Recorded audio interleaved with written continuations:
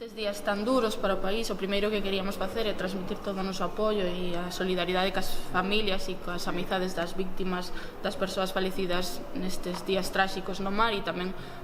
mandar todo o noso apoio e a forza ás persoas que están traballando na búsqueda da persoa desaparecida, e tamén, por suposto, á familia desta persoa, e esperamos que canto antes se atope, non?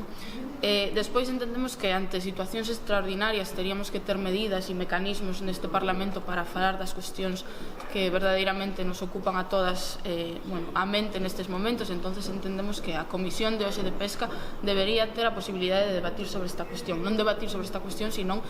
poder ter a información por parte de algunha persoa da Consellería para que a información se socializase e tiveramos información directamente e non polos medios de comunicación. Onte solicitamos modificar a orde do día, retiramos as preguntas que tiñamos nesta comisión porque entendíamos que tiñamos que falar deste tema e non de outras cuestións que eran verdadeiramente o que lle importaba ao sector nestes momentos. Non é posible por unha cuestión formal, pero nos reiteramos a nosa intención que o Parlamento ten que reflexionar sobre estes temas. En momentos como este debería existir un mecanismo para poder falar das cuestións urxentes, non? E por último, neste sentido, falaremos co resto de grupos para solicitar a comparecencia da Conselleira sen ningún ánimo de polemizar, simplemente porque entendemos que este Parlamento e a oposición tamén ten que ter información directa